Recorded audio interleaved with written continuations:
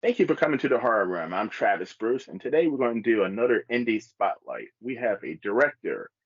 He's worked on some big projects in the past, everything from The Predator to The Exorcist, Creed 2, and he has a new movie coming out on DVD September 8th, and it's going to be streaming October. And I've seen the trailer to this movie, and it looks amazing. Bundy Manor. Alexander, welcome, my friend. Hey, how's it going? Thanks for having me, Travis. Thanks for coming on. Thanks for coming on. So tell us a little bit about Bundy Manor. Yeah, so Bundy Manor is about a family who moves to a small town, and they realize that this small town is absolutely in love with this guy who um, basically he runs an extreme haunted house out of a theater that he inherited. Um, and he's also famous in the haunted house community. Like he'll film his haunts and then he'll post them on social media, and it starts getting him notoriety, and he becomes famous. And so, but this family is not super pumped by him, and starts looking into him and realize that maybe he's not a standout guy like everyone in the community thinks he is. So yeah. Yeah, and I'm a huge horror fan, but I'm also a huge haunted house and haunted attraction fan. Yeah, me too. And this looks like, your worst nightmare if you see a haunted house. So what hmm gave you inspiration and made you come up with the idea? Well, yeah, me too. I'm really big into haunted houses and just the horror community. And every year, starting in September, it is September. But in I do like a 2 month horror watch list where like for 2 months every single day I'm watching either a horror movie I haven't seen or a documentary. I really try and like have a variety. And while I was doing that, I put a documentary. I think it's called like Extreme, or I think it's just called Haunted Houses of America or something like that. It was on Netflix, and it just kind of highlighted different people who just make haunted houses like in their backyard. And there was a few that I found that were so fascinating that they labeled themselves extreme haunted houses. Uh, and like I just couldn't stop thinking about it. I was just, and I've heard of like, oh, if you go to this haunted house, like you have to sign a waiver, like they're gonna touch you.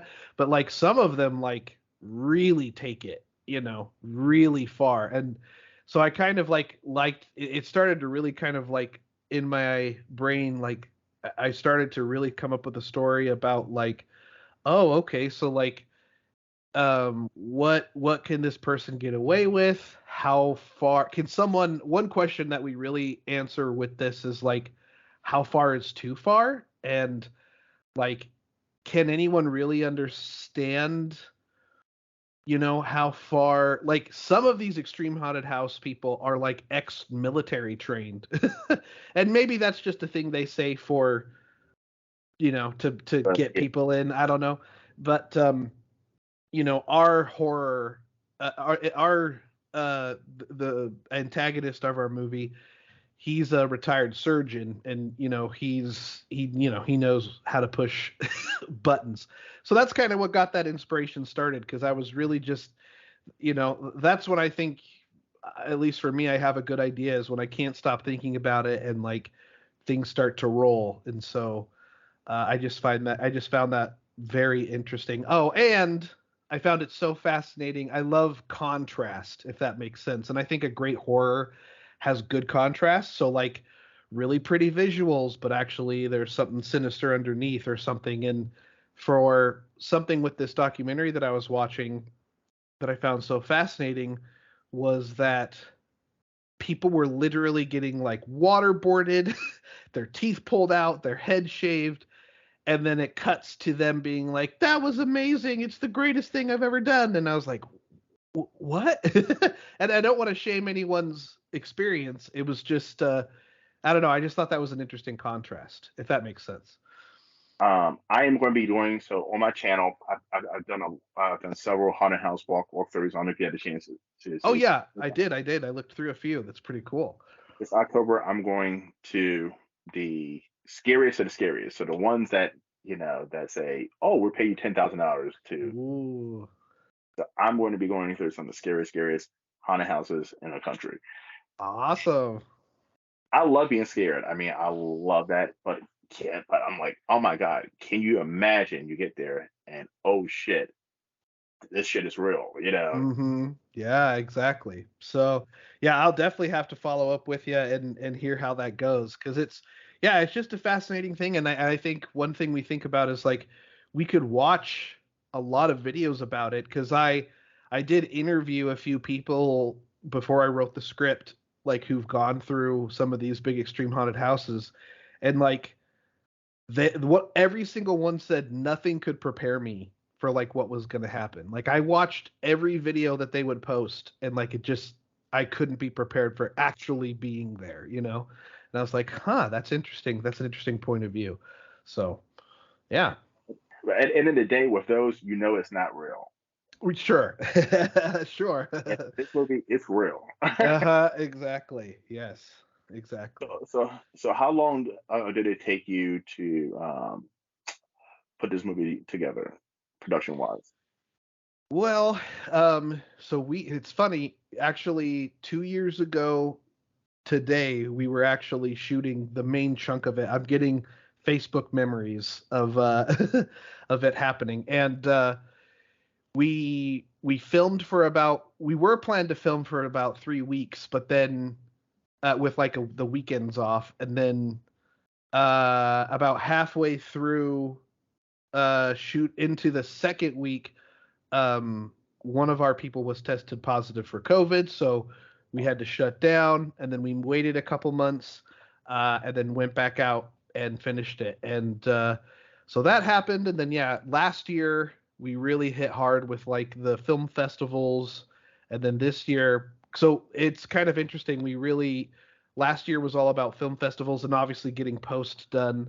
And then this year, literally in January, we got our distribution deal, and yeah, just been working with them to get that. So it's been almost 2 years, 2 years exactly to get the movie done. And I don't know if that's just because I mean this is my first feature ever. Like you mentioned, I've worked on several TV shows as an editor. I moved out to LA. I don't know if that was going to be your question too, maybe later on, but I moved out to LA about 6 years ago, and been most of the work I've been getting is editing, and so but yeah, it's interesting to see. I did not expect it to be 2 years. And I don't know. I've had friends have various, you know, they can get it out quicker. But for us, that's it's just how long it took. And I think the next movie will be much faster. So, So, but, being that this was your first time behind the camera, mhm. what were some challenges that you ran into in your first movie that you would not make, or you Mm. bypassed them the second time around? That's a great question. I love that because I think about it a lot, especially because we're really trying to gear up once the strikes finish. We have our second one ready, and we're hoping to get it ready or get it done. So, um, I the biggest thing was since it was a smaller production, I was wearing a lot of hats, and I think a big thing that I want to do in the future is like once I'm on set, I am directing. Like before set, sure, producing, like and doing all that to like get ready to get the movie made, but like I think this last movie I was a little preoccupied with everything when I really think I should have just hyper focused on directing at that time, if that makes sense. Another thing is scheduling. I luckily with Bundy we did really figure it out, and it was awesome, but I think we could have did even better with it. And I would say any filmmaker out there, it's funny, I think anyone who's made a feature is going to agree with me and be like, oh man, scheduling is key. And anyone who hasn't made a feature yet is like, really? It's that big of a deal? And yes, the answer is absolutely, because you just are going to be, you want it to be as easy as possible because it's a very hard thing to do. And so scheduling is just a key, yeah, a key principle. So, too, especially I'm assuming too if you have multiple locations you're filming in, which I see mhm, on the trailer, it looks like there's multiple locations and yeah. to deal with. Was this movie shot in California? So there was two scenes shot in California, but most of it was back in a little town.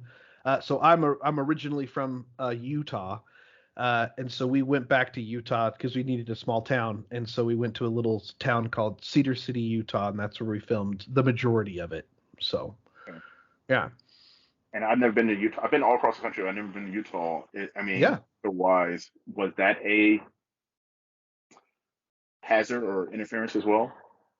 Filming in Utah, you mean? Hmm.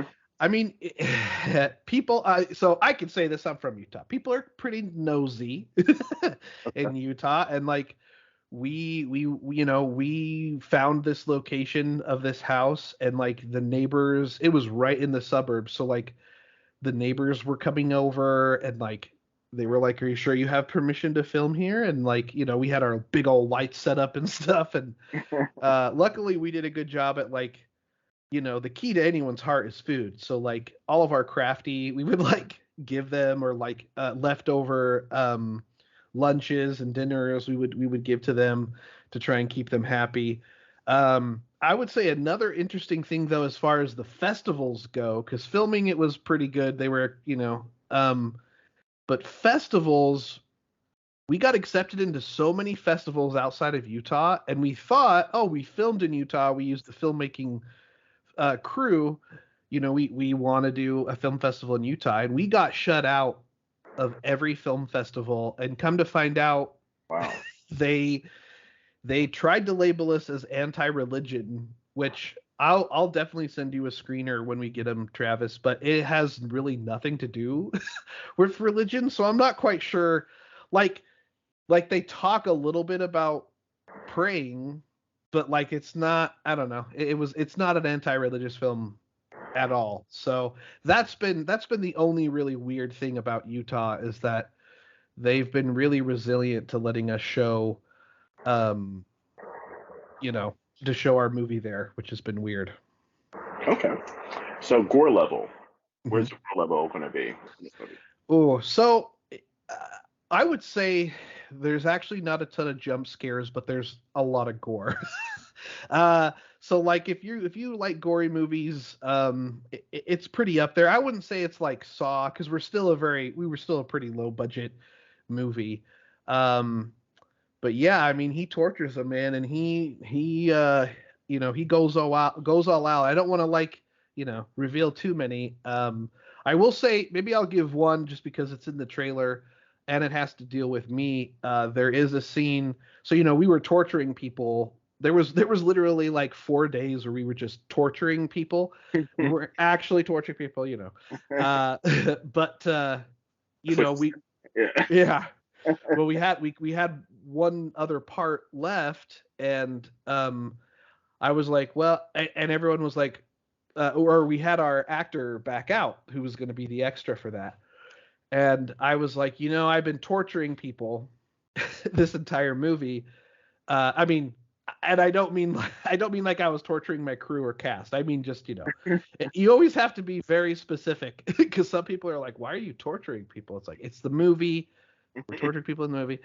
So, anyways, I decided to be tortured because I was torturing people. So there is a scene, and again, this is all taken from every torture scene you see in this movie is like a real thing we've seen.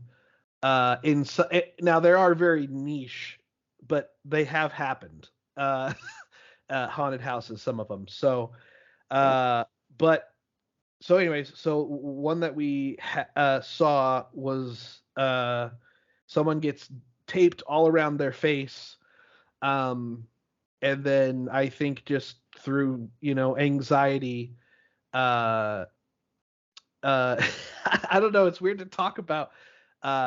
They vomit and they take it and put it back in their mouth. I know, so gross. Ugh. Uh, anyways, I for some reason, what's that? Did What'd you you say? actually see a vomit in the actual movie? No, it's not actual vomit. It's all fake vomit. But I had to. I did it. I mean, do you So, see the fake vomit in the oh yes, oh fake kill? yes, Okay, you all do right. see that. And when you see that happen, you'll know it's me. You can't really tell because I got tape all over my face, but I something interesting happened when we were filming that scene because it was kind of last minute for me to be in it. Um, and so what we had two. So in the movie, he has like haunted house workers, right? That help him make his haunt, and they're the ones who wear the mask. And they're holding me with rope, like across like this, so my hands are on both sides. Um, and so we were like, all right, well, let's come up with a safe word, right? And we were like, yeah, yeah, okay. And I was like, yeah, I'll just say, and just being funny, I was like, I'll just say cut because I'm directing. Uh, but what we didn't realize, and I don't think we made that connection with our actor who was duct taping me, is they put the fake vomit in my mouth. We say action, they start wrapping me up. Well, they cover my mouth. Oh, And what they didn't realize is they covered my nose. So there I am sitting there, not being able to talk, not being able to breathe. But thankfully I like pulled hard enough that I could like rip it off my face, and everyone was like, "Oh, are you okay?" I was like, "Yeah, let's keep my nose my nose free." So, but yeah, that's the kind of stuff I've been really trying to get back on set because I just love it so much. And after making our first movie, that's all I've been thinking about lately. So, is this going to lead into a sequel? oh man, I don't know about that. We'll see. I mean, people have asked about it. Like so how we raised our funds is we went through Kickstarter, and a lot of them have been like, "Oh, are we going to get a sequel, or are we going to get?" And a lot of them have seen the movie already. They were the first people to see it, and it kind of ends on a note of potentially a sequel, but I don't know. I might even be more interested in a prequel potentially. But our next movie does not have anything to do with Bundy Manor and is actually a horror comedy. So yeah, Okay. yeah. So switching it over to another aspect of nerddom. Okay. Saw that you won 2 awards from Lucasfilm. Tell us about Mm. that. Yeah, of course. So yeah, back when in my early 20s. Oh, isn't that weird to say? Back in my early 20s, I was asked to be a part of a Star Wars fan film, and we it was super dope, and like they were going all out like building sets, and this was in Utah, so this was before I moved out. he like I think he put in like 15K, and you can't make money off fan films like because you don't own the property.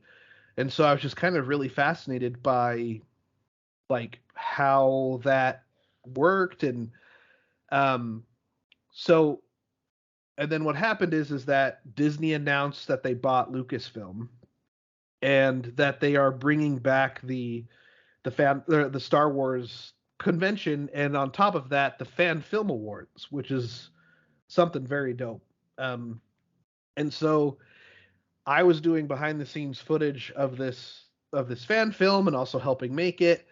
And then I just kind of like realized, hey, this is kind of a cool idea. I wonder if I can get interviews of other people who've made fan films and make like a documentary. And so um I kind of like traveled a bit and like had interviews with those who made Star Wars like fan films, and then we submitted it for the fan film awards, and we got there, and we had no idea if we were going to win. We know we made it in, but we didn't know if we were going to get anything besides that. And not only so we won audience choice and best film, which was insane. And then afterwards they were like, hey, we actually want to have a conversation with you. And I thought that was very standard at the time. But then yeah, they pulled me aside and were like, hey, we actually want to purchase this film from you. And I was like, oh, okay, cool. And yeah, so they gave me a little bit of it wasn't a lot, but maybe I should have asked for more. I don't know. But yeah, they bought it. I don't think they've ever fully released it. There was like a trailer that they released, and they definitely use a lot of like B-roll. But um, yeah, so that was actually the first moment for me where I was like, oh, maybe this is something that I can do. Like maybe this is something that I can, and I think it was 6 or 7 months after that is when I moved out to LA. So it was a really great experience for sure. That's awesome. That's Yeah. awesome. Oh. So, Alex, how can anyone find you and your? So, me personally, if you want to like keep updated on like our next movie, and like things I have going on, you can follow me at Waddy McFly. Bundy Manor, which is the movie that's coming out in I guess almost a week or so. You can follow either us on all of our socials for Bundy Manor. You could just do Bundy Manor movie, and that'll take you to to Twitter, um, Instagram, Facebook, and we'll keep you updated on everything there. And yeah, our next movie is Demonetize. And if you want to check it out, you go to demonetizemovie.com and sign up for updates there. Awesome, awesome. Yes, and I would love to have you back on when the time gets close for the really close to that to bring you back on for an interview. Oh yeah, that would be awesome, Travis. That'd be so cool. Well, well, thank you for coming on, everyone. Please check out Bundy Manor. It's going to be coming out next week on DVD, and it's going to be in October. It's going to be streaming on Tubi, Apple Play, Amazon, all that good stuff. Yep, all that good stuff. And then also on September 8th, it'll be on Amazon as well. So it'll be easy for you to pick up if you want to. Sweet. Well, I appreciate you coming on, and I look forward to doing this again soon. Heck yeah. Thank you, Travis. Thanks for having me. No problem. All right, everyone. Well, thank you for coming to the Horror Room. I'm Travis Bruce. You all take care. Have a good one.